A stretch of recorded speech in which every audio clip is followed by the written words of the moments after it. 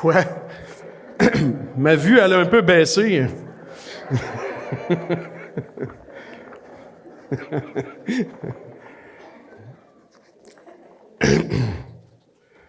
C'est pas drôle quand la vue baisse. Hein?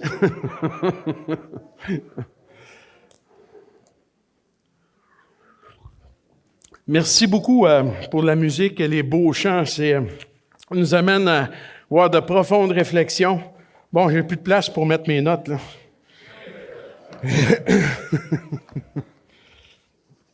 Juste, c'est sûr que ça va prendre quelques explications, mais je vais poser une question, mais vous répondez pas à voix haute. Mais vous essayez de répondre le plus sincèrement possible. Puis ça va se passer entre vous et Dieu. Êtes-vous vraiment venu ici ce matin pour entendre la parole de Dieu? Vraiment, là, répondez dans votre cœur, ou examinez la question. Mais êtes-vous parti ce matin vraiment dire « Hey, je m'en vais à l'Assemblée, je m'en vais à l'Église, je vais écouter la parole de Dieu, la prédication de la parole de Dieu, puis écoute, ça va me donner de la force, la nourriture spirituelle nécessaire pour avoir, je sais pas, peut-être passer la semaine qui s'en vient, et puis je vais vraiment porter attention surtout à la lecture du texte, puis je vais essayer de retenir ce texte-là par cœur pour le repasser dans mon esprit. » Probablement pas que personne n'a vraiment dit exactement ça dans ces mots-là, mais peut-être que le désir était vraiment là dans certains de vos cœurs, je sais pas. Si j'étais assis dans la salle et qu'on posait cette question-là, moi je répondrais non, pas vraiment. Simplement parce que je viens à l'Église, c'est l'habitude, puis je viens, c'est sûr que je viens pour écouter la parole de Dieu, mais pas spécifiquement parce que wow, je m'en viens là pour la parole de Dieu, écouter la parole, la retenir, parce que j'ai une Bible chez nous, puis je peux écouter des prédications de toutes sortes de manières possibles, et puis voilà, ça fait en sorte qu'avec la manière dont on vit aujourd'hui, on ne vient plus nécessairement avec cette soif, ce désir de venir écouter la parole de Dieu pour que peu importe qui prêche, Dieu parle à notre cœur et en particulier porter attention, écoute, à la lecture du texte. Mais c'est parce qu'aujourd'hui, justement, comme je l'ai dit, on a des Bibles, on a chacun une Bible chez soi, puis on a accès à toutes sortes de moyens, de privilèges pour écouter la prédication de la parole de Dieu. On en a tellement que ça déborde. Mais si vous reculez de quelques centaines d'années, puis voire même pas tant que ça, pas si loin que ça, le privilège d'avoir une Bible chez soi, c'était très, très, très rare, ça. La majorité des chrétiens n'avaient pas de Bible. Pendant presque toute l'histoire de l'Église, la majorité des chrétiens n'avaient pas de Bible. Donc, pour eux, avoir accès à la parole de Dieu, c'était de venir à l'Église pour ça, pour écouter la parole, puis la retenir, la garder dans son cœur, et surtout porter attention aux versets qui étaient lus, puis les repasser, pour pouvoir garder cette nourriture spirituelle pour les jours qui allaient suivre, parce que c'était un privilège extraordinaire. C'est probablement pour ça qu'à l'époque, il y avait des Bibles grosses comme celle-là. Ça, c'est une première édition de la Bible Osterwald, la toute première Bible Osterwald de 1744. Puis, à l'époque, on déposait les Bibles comme ça dans les églises sur les tribunes, et ça, c'était la Bible d'une localité. C'était la Bible d'une ville, peut-être même. Et puis, on venait, qu'en tant que croyant, écouter la lecture de ce livre-là, et puis on écoutait attentivement pour retenir les paroles, parce qu'on n'avait pas des Bibles comme ça chez soi. Il y avait des plus petits formats, mais c'était plus rare. En général, on imprimait dans des très grands formats comme ça, parce qu'on imprimait en petite quantité, ça coûtait trop cher. Donc, on imprimait des grosses Bibles comme ça, puis on les mettait dans les assemblées, dans les églises, et puis c'est le prédicateur qui prêchait la parole à partir du texte des Saintes Écritures. Et puis c'était rare qu'on faisait des plus petits formats. Et ça a duré comme ça longtemps, à partir de l'imprimerie, jusque, si on veut, fin du 19e siècle, quand les sociétés bibliques ont commencé à naître. suite au désir d'une petite fille anglaise, Mary Jones. Vous trouverez son histoire sur Internet, qui avait dit, une petite fille de 12 ans, je pense, qui avait dit à son pasteur, « Pourquoi moi, j'aurais pas ma Bible chez nous? Pourquoi je peux pas avoir ma Bible à moi? » Et puis c'est là que, suite à ce désir-là, il y a eu des sociétés bibliques qui ont été fondées, puis on a commencé à chercher à imprimer à beaucoup des Bibles en grande quantité, dans des plus petits formats pour les distribuer à chacun. Mais jusqu'à la fin du 19e siècle, c'est un privilège d'avoir une Bible chez soi. J'en ai 150 à peu près qui sont toutes des Bibles antiques. Et puis j'en ai à peu près encore 130 autres qui sont des Bibles modernes. Si vous calculez, ça fait pas mal de Bibles, ça. Puis c'est un privilège qu'on a d'avoir autant de Bibles, autant de versions. Il y a la Bible de n'importe quoi maintenant même. Tu peux mettre, que si tu veux au bout, tu vas trouver une Bible qui ressemble à ça, ou presque. Et donc, c'est un immense privilège que nous avons d'avoir la parole de Dieu. Si je pense à ceux qui ont relevé le défi de passer à travers des conditions dangereuses parfois pour aller se joindre aux églises, parfois c'était dans des contextes de persécution, quand je pense à eux qui n'avaient pas de Bible mais qui faisaient tout en leur pouvoir pour se rendre à l'église et écouter la prédication de la parole de Dieu, écouter la lecture du texte de la parole de Dieu, quand je pense à eux, et que je me vois avec toutes les Bibles dont je dispose, je n'ai aucune raison de ne pas lire ma Bible à tous les jours. J'ai aucune raison. Et c'est le but de mon exhortation ce matin à l'aube de cette nouvelle année 2020 qui s'en vient. On termine, là, on est le 29, il reste encore 2 journées, 30-31, on va terminer, 30 plutôt, il y a 30 jours dans janvier, 31. On termine l'année, après ça, on débute une nouvelle année. Pourquoi vous commenceriez pas l'année qui vient en lisant votre Bible à tous les jours avec un plan de lecture? Pour traverser votre Bible en une année. Parce que vous allez avoir une vue d'ensemble à chaque année de l'Écriture. C'est édifiant, c'est encourageant, on a besoin de la parole de Dieu. Lisez-la. Et c'est le but de mon exhortation de ce matin, que je vais baser sur le psaume 119. Non, paniquez pas, je ne vais pas le lire au complet. Je sais, je vous ai déjà fait le coup ici, il y a quelques années. Je vais prendre plutôt une section que j'ai déjà utilisée. Il y a certains d'entre vous qui ont déjà entendu une partie. Vous allez tourner avec moi dans le psaume 119, les versets 33 à 40.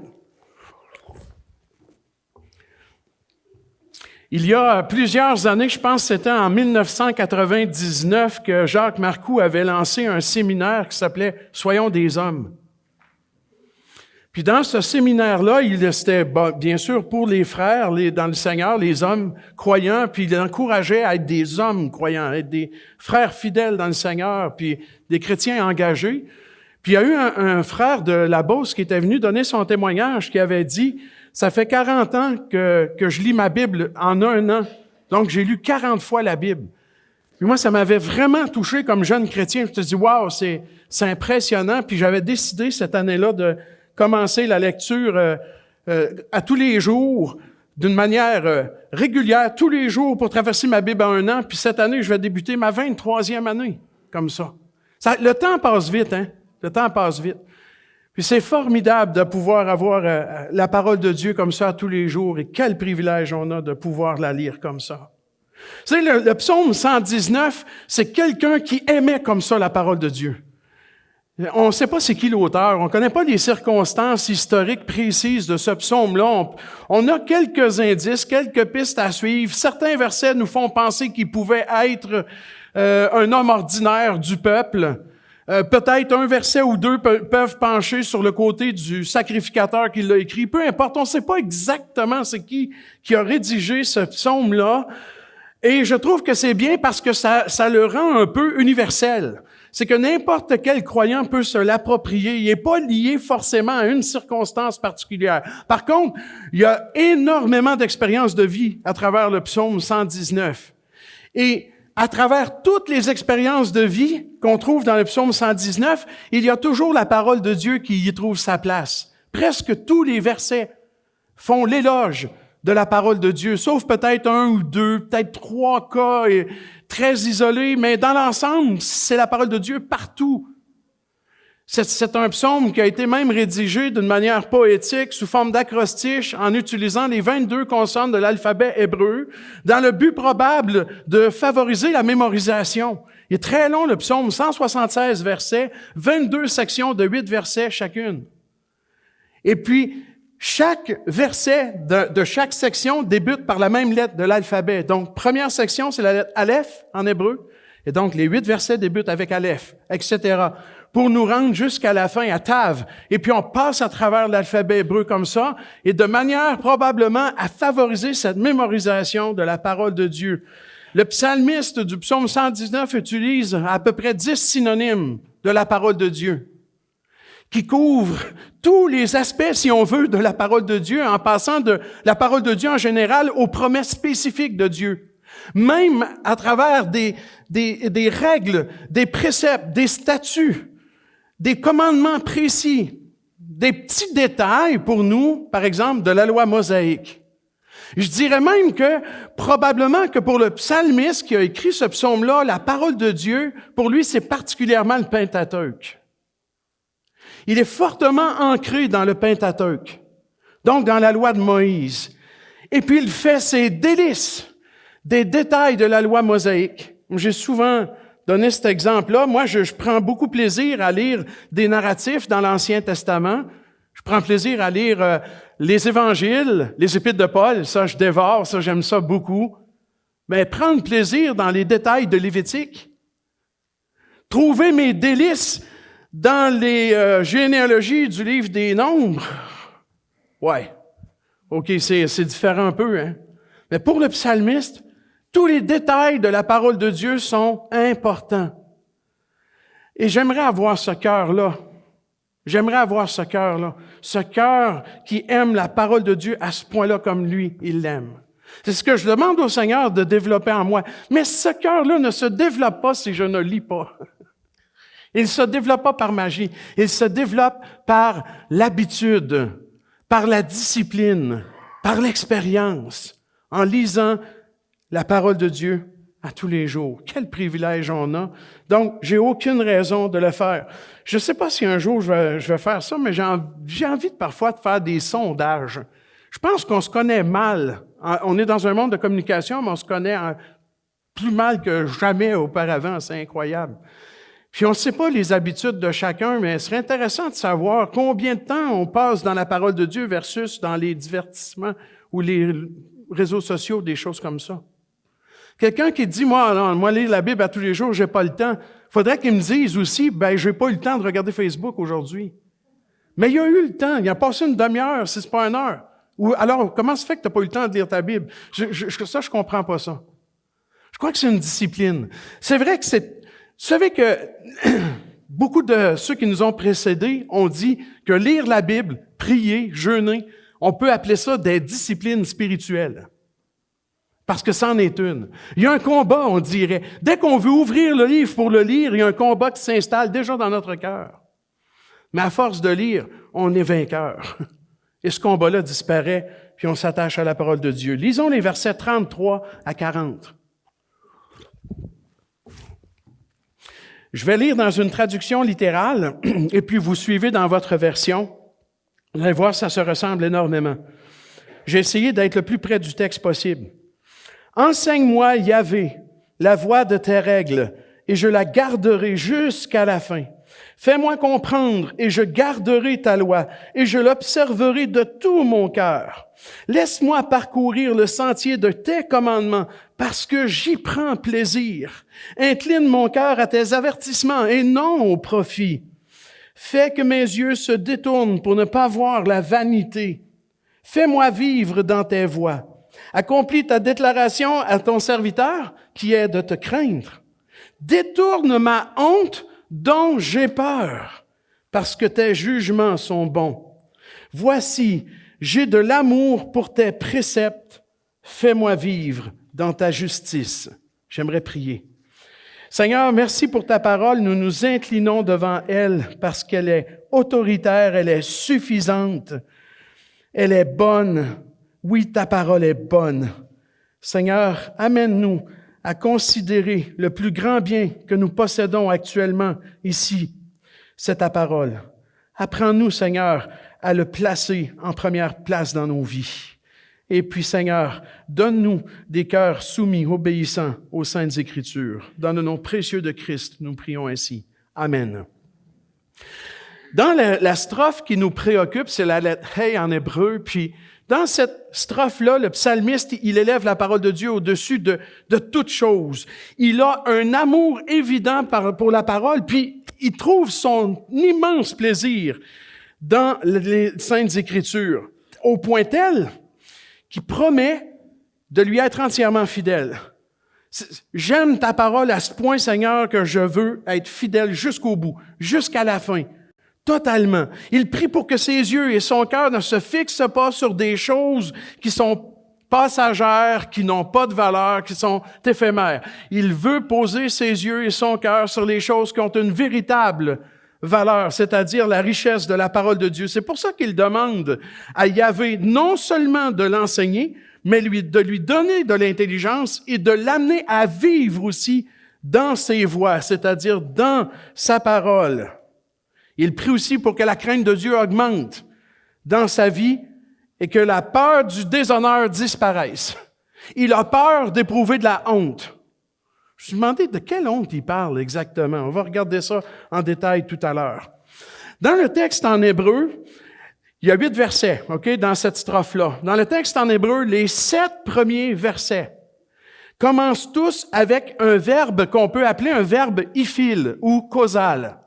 C'est un verbe qui est particulier dans sa forme et sa fonction grammaticale parce que il exprime l'idée de causer quelque chose, de faire en sorte que quelque chose arrive. En fait, si on voulait bien traduire précisément le sens iphil d'un verbe hébreu, il faudrait commencer toutes les phrases par « fais en sorte que ceci ou cela arrive ». Cause-le, Seigneur. Il s'attache à ce que le Seigneur fasse que les choses arrivent. C'est pourquoi on va ajouter justement en français ce verbe « faire » pour donner le sens « fait que ceci ou cela arrive ». Pourquoi il dit ça? Parce qu'il est conscient que c'est Dieu qui initie tout. C'est Dieu qui fait que les choses arrivent. Je ne suis pas certain que j'ai jamais prié avec autant d'intensité dans mes verbes comme ça. Seigneur, fais en sorte que ça arrive comme ça. Bien sûr qu'il est dépendant de la volonté de Dieu et de sa direction, mais il est conscient que Dieu initie toutes choses. Peut-être qu'on devrait commencer par là dans nos prières. Seigneur, fais en sorte que je lise ma Bible à tous les jours. Amène-moi là. Mais attention, vous pouvez être surpris comment Dieu peut s'y prendre pour nous amener à lire à tous les jours. Je dis pas que c'est la même affaire qui va vous arriver, mais Darby avait prié une prière semblable, s'est fait acheter par un cheval sur le cadrage d'une porte. Il était pendant 6 mois sur le dos sur un lit d'hôpital, puis il dit « Ah, là, je suis obligé de lire. » Il a passé du temps dans la parole par la suite. Dans cette strophe-là, on voit 3 décisions. 3 décisions. Donc, dans un sens, Dieu initie, mais ça n'enlève pas nos responsabilités. 3 décisions que le psalmiste va prendre concernant la parole de Dieu dans sa vie. Première décision, on peut la voir dans les versets 33 à 35 et le verset 40 aussi, où on voit qu'il a décidé d'observer la parole de Dieu jusqu'à la fin. Dans les versets 33 et 34 en particulier, le psalmiste, il décide d'obéir à la parole de Dieu jusqu'à la fin. Ça, c'est une décision qu'il mentionne à une autre prise au verset 112, un peu plus loin, dans le même psaume. Quelle décision importante! J'ai décidé que j'allais lire ma Bible jusqu'à la fin. Que je vais lui obéir jusqu'à la fin. J'ai décidé que je vais garder ta parole jusqu'à la fin. Moi, j'ai inclus l'idée de lire là-dedans parce que en particulier, pour nous, dans notre contextualisation, pour garder la parole, il faut commencer par la lire. Quelle décision importante! J'ai vu dans plusieurs sources des lexiques hébraïques, par exemple, ou des mots hébreux de la Bible, qui disent que le mot « fin » ici, il comporte une notion de récompense. Et c'est toute une récompense pour un croyant d'observer la parole de Dieu de tout son cœur. Pas parce que ça nous obtient tout ce qu'on veut par la suite, mais c'est une récompense d'être amené à l'obéissance de la parole de Dieu parce que nos vies sont transformées et nous sommes débarrassés de nous-mêmes. Nous sommes débarrassés du moi. Quelle récompense quand on lit la parole de Dieu, puis on la médite dans nos cœurs, et puis on lui obéit. Au verset 35, il prie pour que Dieu le dirige dans les sentiers de ses commandements. Il a examiné son cœur, et puis, après l'avoir examiné, il peut affirmer « J'aime la parole de Dieu ». C'est que le cœur, dans l'Écriture, ce n'est pas a priori le siège des émotions, des sentiments. C'est les entrailles qui sont le siège des émotions et des sentiments, autant en hébreu qu'en grec. Mais le cœur, c'est le siège de la personnalité, de l'engagement, de la volonté, des décisions. C'est là du cœur que viennent ce qu'on est. Que comme le Seigneur, il l'a enseigné. C'est du cœur que viennent toutes ces mauvaises choses qui font ce que vous êtes. Mais dans notre cœur, dans nos décisions, dans notre volonté, notre engagement comme croyants, si on décide, comme il a fait, d'obéir à la parole de Dieu et de l'aimer, c'est une décision qu'on prend, un engagement qui est sérieux et qui va se refléter dans qui on va devenir par la suite. Ça me fait penser au Seigneur Jésus qui dit dans Jean 8, verset 29, « Je fais toujours les choses qui lui plaisent. » Le psalmiste, c'est vers ça qu'il tend. De prendre plaisir dans la parole de Dieu pour faire les choses qui plaisent à Dieu. Et vous savez à quel point Jésus élevait l'Écriture. Regardez l'attitude de Christ dans les évangiles par rapport à la parole de Dieu. Il n'y a pas un iota, un trait de lettre qui va disparaître. Je suis pas venu pour abolir, mais accomplir. Il élève la parole de Dieu. Marie a choisi la bonne part, qui ne lui sera point ôtée. Dans le psaume 40, verset 8, un autre psalmiste écrit « C'est mes délices, ô mon Dieu, de faire ce qui est ton bon plaisir et ta loi est au-dedans de mes entrailles. » Dans le cœur et dans les entrailles. Voilà, la décision, l'engagement, la volonté et même l'affection la plus profonde qui soit sont placés dans la parole de Dieu. Qu'est-ce que t'aimes le plus ici? Qu'est-ce que t'aimes le plus ici? C'est dur de répondre à cette question parce qu'on est beaucoup plus excité par certaines choses que par la Bible. Mais voilà ce qu'on doit être amené à changer dans nos vies, aimer la parole de Dieu plus que n'importe quoi d'autre.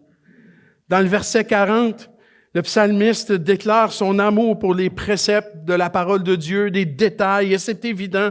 Et il va exprimer ça à plusieurs reprises. Dans le psaume seulement 119, au verset 47, 48, 97, 113, 119, 127, 140, 159, 163, 167, 174, vous les avez notés?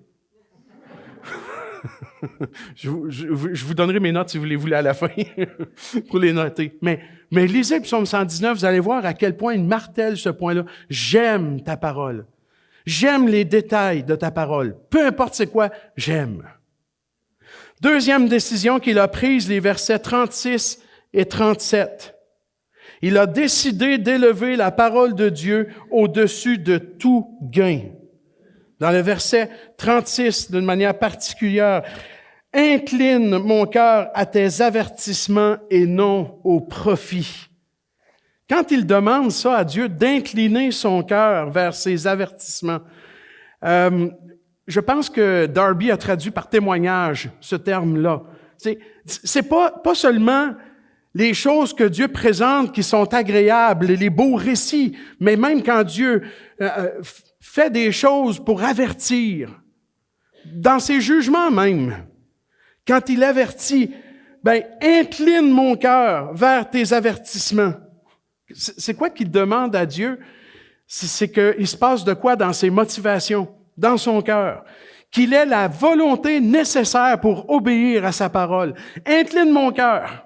J'ai pas la force, Seigneur, même de prendre la décision de m'engager à lire ta parole et à lui obéir.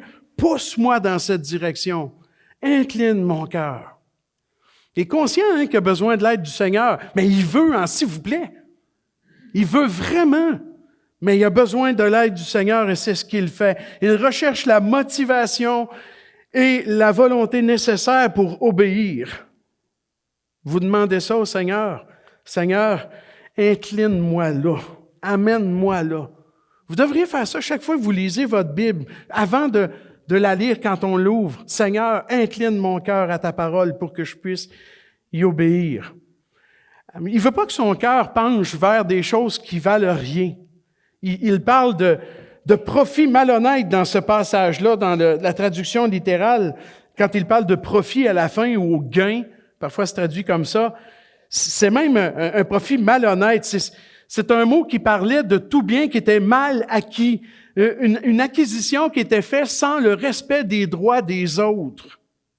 On voit ça dans 1 Samuel 8, verset 3, entre autres, où le mot est utilisé à nouveau ici.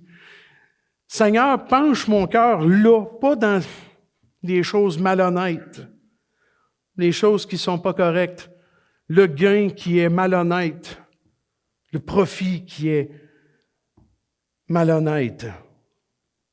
Bref, c'est comme s'il est en train de dire, détourne-moi de ce que mon cœur naturel pourrait chercher.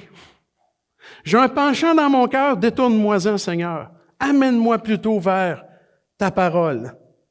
Et dans le verset 37, le psalmiste, il demande à Dieu de détourner ses yeux pour qu'il ne regarde pas littéralement la vanité. Autrement dit, il veut regarder à Dieu seul et non pas s'appuyer sur n'importe quel autre moyen, comme les idoles, par exemple, ou la sagesse humaine, ou la force humaine. Non, détourne-moi de tout ça pour m'appuyer simplement sur toi. Je veux regarder à toi seul. Il voulait vivre dans les voies de Dieu. Ça, c'est la vie de tous les jours, ça. Je sais pas, enfin, en lisant le psaume 119, j'ai fait un travail d'observation dans le psaume 119 sur qui est l'auteur. On peut pas le nommer, mais qui est l'auteur? Puis ça m'a donné un travail de presque 40 pages. Puis dans ces 40 pages-là, j'ai vu un homme ordinaire, mais qui vit des choses ordinaires, mais comme nous, dans le fond, qui vit des épreuves, qui vit des persécutions, ça sort de l'ordinaire un peu, mais tu sais, qui vit des choses comme nous, qui a des défis, il y a des gens qui se moquent de lui, il y a des décisions à prendre, il y a de l'argent qui se fait autour de lui. Lui aussi doit faire attention pour pas rentrer dans le courant, de suivre tous les autres. Et puis, je vois un homme décidé, engagé, qui veut vraiment, puis en même temps qui ressent qu'il n'a pas la force. Donc, il la demande à Dieu constamment. C'est pour ça que je trouve que ce psaume-là, on peut se l'approprier si facilement, chacun de nous, parce que ça nous ressemble quelque part. Il veut vivre sa vie de tous les jours avec le Seigneur dans l'obéissance à sa parole. Et ça commence par la lecture. Vous avez le temps de lire. Troisième décision qu'il va prendre. Il va décider de laisser la parole de Dieu l'amener à craindre Dieu. Et versets 38 et 39. Ça, c'est peut-être le point principal là, qui frappait l'esprit du psalmiste à ce point-là. « Accomplis ta déclaration à ton serviteur qui est de te craindre. Détourne ma honte dont j'ai peur parce que tes jugements sont bons. » La crainte du Seigneur. C'est quoi?